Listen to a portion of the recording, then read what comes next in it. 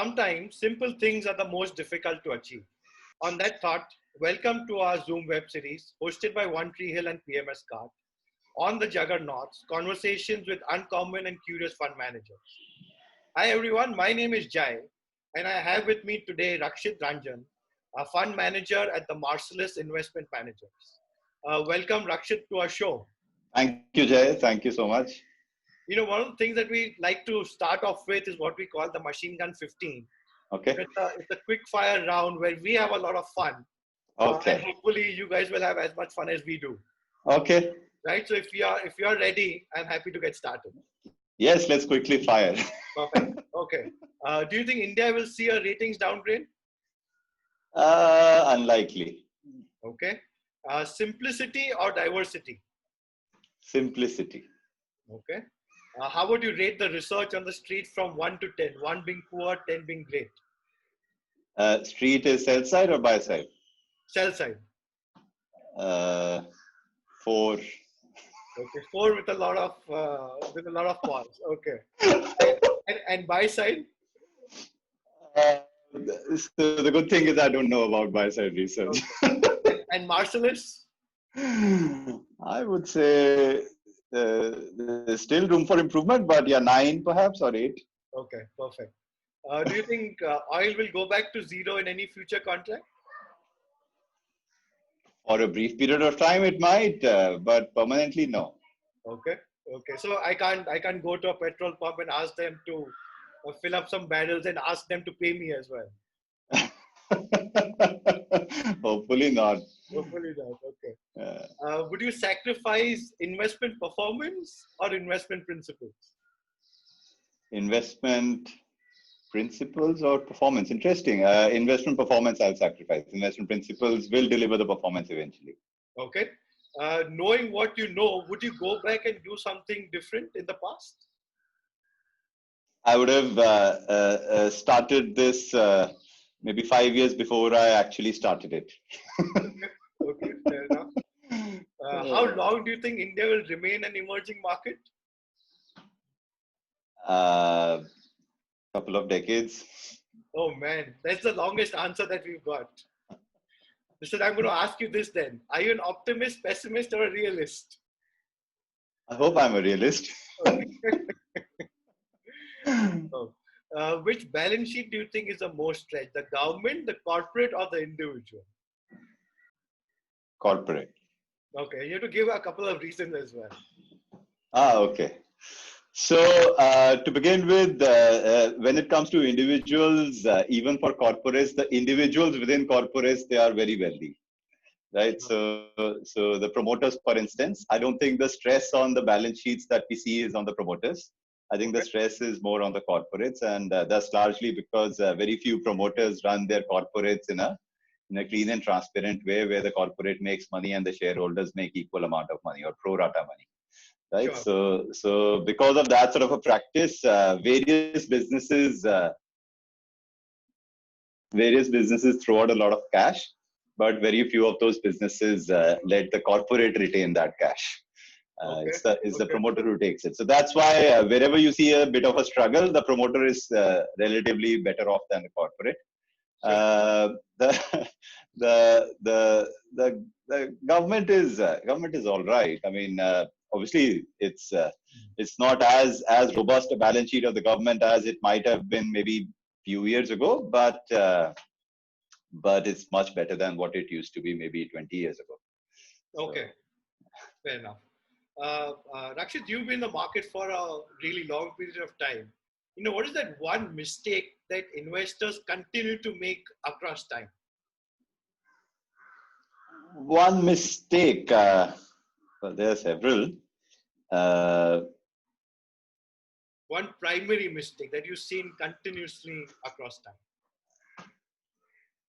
What I would say is not doing enough justice to understanding fundamentals of companies. Everything related to, let's say, whether it be valuations or expectations, or I would say even psychological behavior, everything comes out of understanding, not adequately understanding the fundamentals. So let me put it this way. If you think that most quote unquote large businesses are good, most quote unquote small businesses are great opportunities. And if you weigh everything in the same basket, then the mistake that you'll do is uh, you will not figure out the difference between, say, a 10-year holding period and a 10-month holding period or a 10-day holding period. You will not figure out the difference between let's say a 50 times P multiple company and a 10 times P multiple company. You will think 10 times is cheap, 50 is expensive. That's one of the very commonly asked questions to us, at least. You will not figure out the difference between great competitive advantages and good but not great. You might not even be able to figure out the difference between sort of moderate pricing power and high pricing power because you haven't got that. So that's once you do depth of research or depth of understanding of fundamentals, I think all psychological as well as non-psychological factors that go into investing, they can be rationalized a lot better. Okay, super. One aspect that the street does not know about you, and maybe even Saurabh or Pramod. Maybe even Saurabh or Pramod. Wow. Okay, no, there's actually nothing left now that Saurabh and Pramod don't know. The street, I don't know. Maybe the street doesn't yet know that I like to sing, although many people might not think of my singing as very highly. But, I mean, various personal aspects. But jokes apart. No, this is a very serious question. There are no jokes. So. What the street doesn't yet know about me, I don't know. It's a difficult one. Do you want to come back to this? A lot of people come back to it towards the end. Okay, fair enough. We'll think about it. Super. Where do you see the next innovation? You've obviously been through different organizations, now running your own organization. So whether in products, whether in services, whether in sectors, where do you see the next innovation? No, I think innovation is happening every day, everywhere. I think the definition of innovation itself is a little misunderstood. According to me, people think innovation means doing something totally out of the blue, disruptive, this, that, or the other, that nobody had imagined. According to me, HDFC Bank innovates every day. According to me, India innovates every day. According to me, at a household level, when we are dealing with coronavirus, I think we are innovating every day. So I think innovation is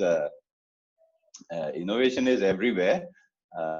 Just that if you think of innovation as let's say what Ford did 120 years ago to four-wheelers, or what blockchain might do 5 years from now to technology, that's a very narrow definition of innovation. What I do see is I think some companies will just keep innovating every now and then. So there's no single answer, I think, to innovation.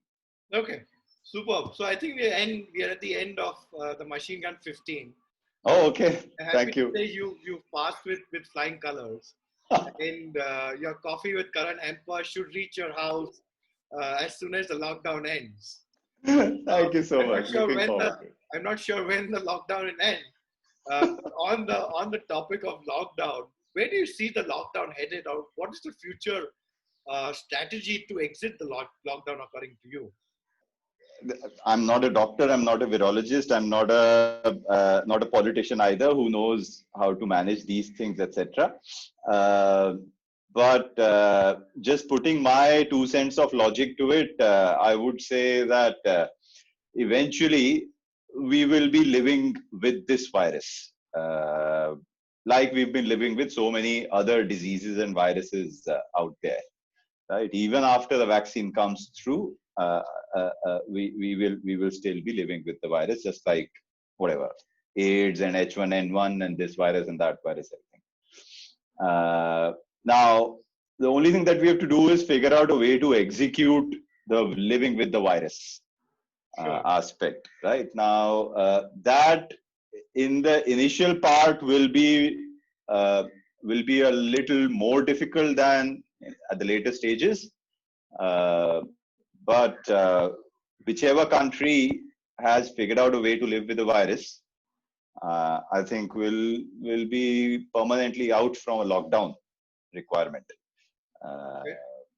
so from that perspective, if for instance, if our healthcare system can manage a certain rate of infections every day, we don't need a lockdown. So And on exit as that, soon as possible is what you would say? again, so uh, I don't think there is going to be one day when you can say till yesterday we should not have lifted the lockdown and tomorrow we will lift the lockdown. But now that we've lifted it, if we manage it well, we won't need to be in a lockdown again. And managing it well will require obviously governmental execution. It will require awareness spread. Corporates, individuals, everybody will have to take care of themselves and their surroundings. And if we do so, then obviously things should be under control. Sort of, moving on to, away from the Machine Gun 15 and the lockdown, what was your first interaction with the market? Was it, so when someone asked me this, I was an engineer based on electronics. When I got out, jobs that were available were in IT, and I landed up in the financial services, right? Uh, Completely by chance. What was your first interaction with the stock market? So mine was absolutely by chance. Again, as you're saying, so I was working in the claim settlement department of a firm called ICICI Lombard, Sure. which at that time was 3 years old as a firm. This is I'm talking about 2005 beginning, and I just happened to receive a call from one of my friends saying that one of his friends had received a request for my resume or something, and a guy called Saurabh Mukherjee had set up something in the UK, and he wanted an insurance sector expert, not expert so much, insurance sector candidate to take care of something called the insurance sector research. I didn't know what was insurance sector research, by the way. So I just interviewed. The interview was not at all around questions on finance or accounts. It was just simple logical reasoning questions. It was taken by Saurabh, and the same evening I got an offer, and I at that time in my low 20s age group, I was quite happy to explore. I won't say experiment, but I mean, I hadn't fallen in love with insurance at ICICI Lombard. This appeared to be a little different, so let's figure it out. Okay. Honestly speaking, I didn't know that I was going to be a stockbroker through that step. I just thought I'll have to make comments on a few bits about insurance here or there, and we'll see how it goes. So my first interaction was reading Newsflow on a particular day at around 1 o'clock India time, when UK had opened offices at, I think, whatever 7:30 a.m. at that time or whatever. Sure. So I was reading the news yesterday, such and such hurricane development or this falana dhikna, etc. And it took me 3-4 days to realize that whatever I'm doing actually is a way to figure out where share prices will move. So it was it was a complete, in some ways you can say, luck that I got to do what I got to do at the initial stage of my career. Rest is history, obviously. Absolutely. And, talking of history, the Marcellus PMS has done really well. In fact, one of the best performing PMSs to ride out this volatility. What has been that one or two USPs or the edge, whether in terms of, stock selection, whether in terms of holding period, that you would sort of pinpoint in the Marcellus PMS? Again, I mean, all that whatever has gone right for us so far, and I won't say everything has gone right. And as I said, there's a long way to go even from here in terms of deepening our capabilities, etc. But the only thing that has gone right is perhaps our understanding of the DNA of certain organizations, and that the reason why we've got that right is largely because of our backgrounds, the way we've come about over the last 16 years through 2 countries and 3 companies in doing research and trying to differentiate ourselves on the depth of research and quality of research. We just kept pushing ourselves harder and harder. It just so happened that 5-6 years ago, we figured out something very unique about India and started sort of snowballing that newfound uniqueness into a bigger and bigger size, and that's how Marcellus actually happened. So we haven't done anything special, I would say. All we've done is we've just stuck to our research rigor, nothing else. Okay, let me probe a little bit more onto this. You all are saying your strategy is relatively simple. You're looking at information which is present in balance sheets, talking to the management, doing your on-ground research. But the logical conclusion to this would be that at some point, this should have some kind of lifespan for a particular strategy. Would you agree to this? Yeah, certainly. I don't think any investor, even if you look at, if you look at history, I don't think there has been any investor who has stuck to one single philosophy for several decades. Even, let's say, a Warren Buffett, right? The way I understand his evolution in the last, 70, 80 years, he has changed thrice, as in he has had 3 different ways of investing in the market. So I think we all have to evolve. The philosophy cannot last forever. You have to help evolve the philosophy. You have to help evolve or nurture the strength of the philosophy. So yeah, what we are doing, we are being able to do that because of a certain type of world available out there, where there are certain companies which are benefiting from certain inefficiencies, and literally they are just benefiting from inefficiencies, or you can call it heterogeneous rather than homogeneous environment available to certain corporates, and they are building their moats around that heterogeneous aspect. If these heterogeneous aspects become more homogeneous in future, if the heterogeneous aspects become more homogeneous in future, then the ability of these companies to throw out as much cash as they have so far will be curtailed. So that could be a structural challenge with the philosophy. I don't see that coming in for the next, say, 15, 20 years at least, but sure, thereafter they can be, certainly. Okay. And specifically in a market which is falling as much as our markets are, or a sort of a broader or shorter or elongated bear market movement, is this sort of, do you need to make more adjustments or less adjustments to your style, process, etc.?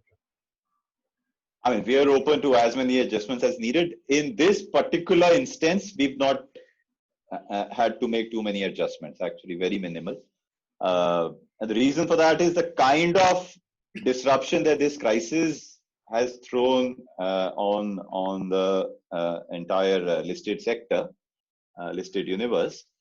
Winning companies are the same as that we had in our portfolio basis the environment that existed before this crisis. As a result, we've not made much changes, but that's also a common feature through several disruptions. what we do is right. As in, if we pick up companies which are actually disruptors, not waiting for disruptions to affect them, then more often than not, events like these will see such companies only become stronger rather than weaker. And hence, a portfolio of such companies won't need to change too many things about it. Okay. So the sort of the obvious question to that is, while we're talking about disruptions, entering a particular stock, looking at doing the ground research, etc., then a lot of people talk on the entry point. How does actually someone figure out if they call, especially based on your philosophy, how would you figure out if a call has gone wrong? Again, figuring out that the call has gone wrong has got nothing to do with entry points, exit points, current price, etc.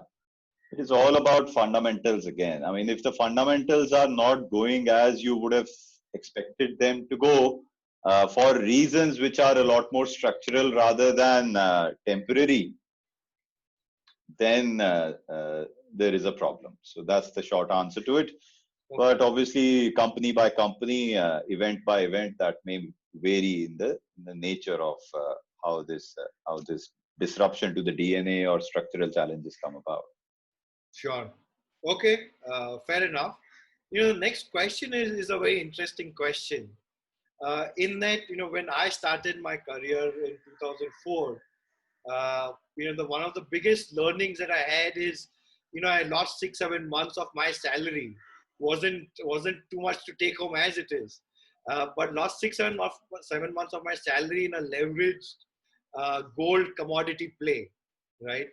And I consider that a significant tuition fee at that point in time. What has been that one tuition fee for you, across your career, where you said that, look, what did I just do? But obviously had a good amount of learning as well. I mean, interestingly, when I started my career, this was before I matured into an analyst in the UK. This I'm talking about 2004, 2005. I remember I used to live with a flatmate here in Bombay itself, and a flatmate from college days. And he used to have a colleague who would give him tips. And he would come home, and you might remember 2004, 5, 6, 7 was the start of the bull run. So whatever you would touch was effectively going up. So he, for about a few weeks or a month or so, would come back home, tell me that this is the tip of the day, I'm putting in my money. And 2 days later, he would tell me, well, I've sold XYZ thing. It went up 10%. I made 10% in 2 days. Now I've put it in this thing and I've gone. So that's how it used to be. And I have to acknowledge that I didn't know what to do with the money that I was earning at that time. It was the start of my career. I was not yet into stock markets. And I also followed some of his tips. Over a period of about a year or so, I had a small couple of lakhs of portfolio go up by 1.5x, and then within the next 3-4 months, it actually came back to its original value before I decided to sell it off. So, and at that time, that whatever couple of lakhs it was a very meaningful amount for me, because my journey towards savings had just started. Sure. So whenever I look back at, or whenever I used to look back at that, at least that was a massive learning that I had. And I think experiences like these, I've had various others. Even once I started putting my own money into the coffee can philosophy, I learned by I succumbed to the pressure of a couple of my friends and relatives in 2015, for instance, where they said some China currency devaluation is happening, market is crashing, I want to exit, blah, blah, blah. I said, well, I'm not doing that. And this is the reason why you should also not. And these guys at that time, at that time, we were not running a PMS or something. It was just a friendly advice being given out. They just told me that we are exiting, blah, blah, blah. And I could see the cycle of mistakes around timing, around events, around high psychology plays with the ground level event and with the company fundamentals, how the three things are actually totally not correlated and the mind thinks they are correlated, so on and so forth. So those kinds of learnings, I think you should certainly absorb, because if you don't do that, you start your career and everything is hunky-dory, obviously then you get negatively surprised when it would hurt a lot more. Okay, super. But, and on the opposite side as well, was there an opportunity that sort of you saw which was very obvious to you, but sort of the market missed it? I mean, some of them are companies that I have managed to compound for myself and last 3.5 years for the clients as well. But even before that, I would say a couple of stocks, which are actually, both of them are still in the portfolio. I bought them in 2014. And at that time, everybody was like, Narendra Modi has got elected. This was literally the month of May. Sure. And people were like, we want to buy, I don't know, what cyclical, what capex, this, that, or the other. And the companies that I was buying for myself, the two companies, they were the usual boring lot. I mean, there was nothing exciting about them, and they had no relationship with Narendra Modi winning the election, etc.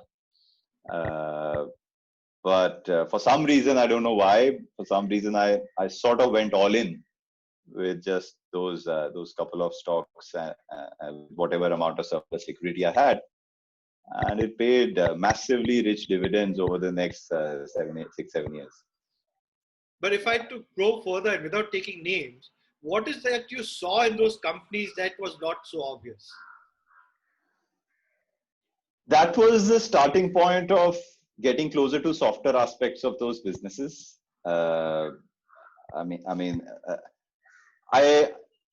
used to appreciate softer aspects of businesses I would look at in the UK during the noughties. Once I came to India for the first 2-3 years, I never could figure out how to assess softer aspects here. And in 2013-14, when I started appreciating what employee culture really does to businesses here, what tech investments mean to scale. See, scale is something which doesn't. It might happen to some American companies. It might happen to some export-oriented German companies. But outside of India, in many geographies, in particular where we were in the UK, for instance, scale was not an operational challenge.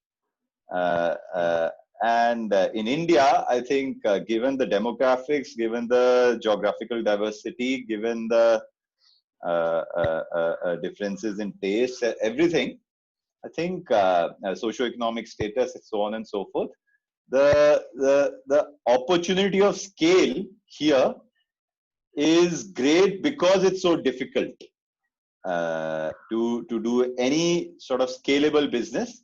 And that's where I started appreciating how systems and processes contribute, how technology investments contribute to making a firm's DNA great, which is pretty much the only thing that I appreciated. So okay, in addition to what I had already known about their competitive advantages.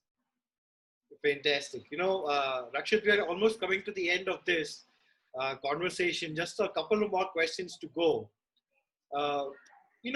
While a Marcellus or any PMS for that matter, or the majority of opportunities that an investor can partake are long driven or long only driven, right?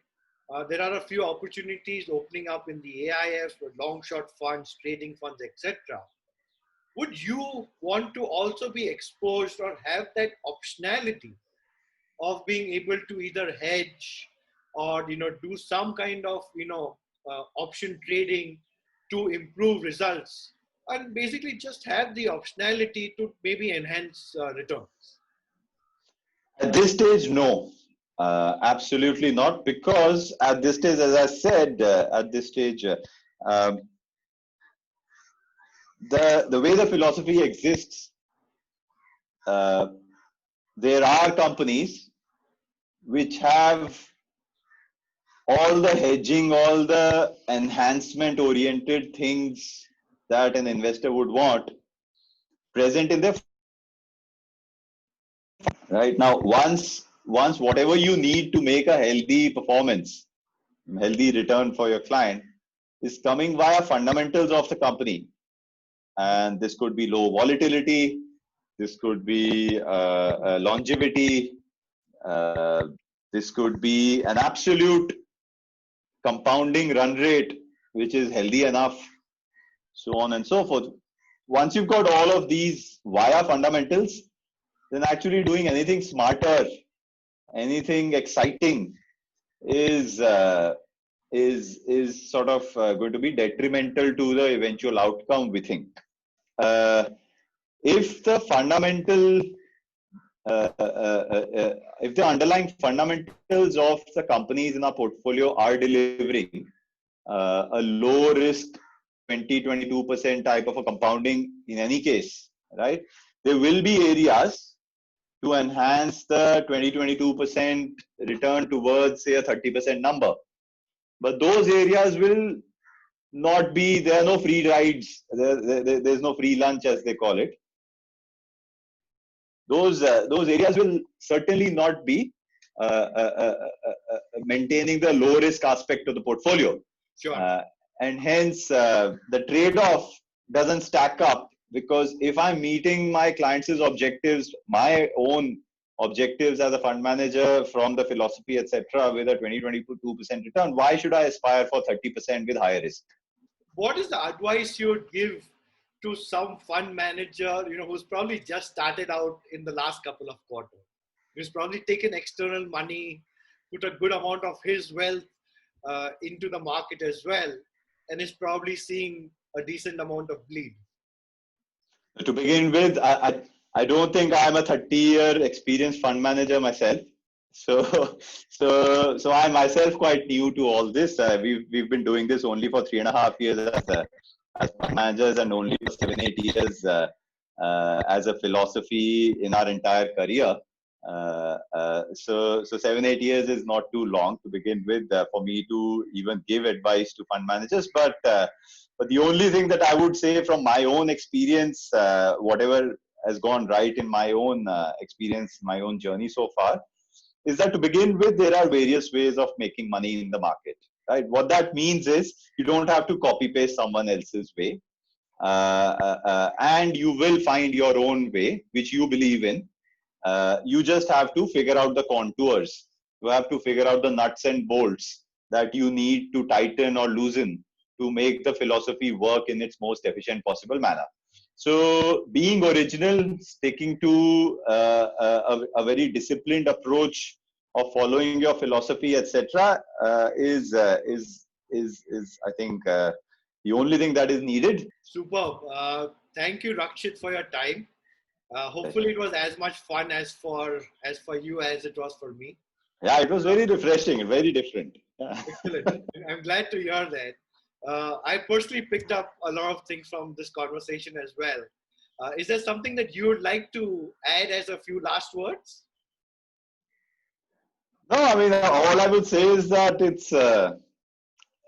it's quite a pleasure to interact with firms like yours and with people like you, because this whole industry is so fast evolving, I would say. Right? The wealth management industry, fund management industry. There are lots of opportunities here, and the kind of work that perhaps you are doing might be a very value-added way to provide services to your clients, etc. So it's quite nice to have gone through this, especially the what were you calling it, the firing? 15. Yeah, that machine gun, whatever, 15. It was very nice. Sure. Superb. Here's wishing, you guys at Marcellus a fantastic 2020. Yeah. And hopefully our interactions continue for the next decade. Same to you. Thank you so much for having this. Yes. Thank you. Bye.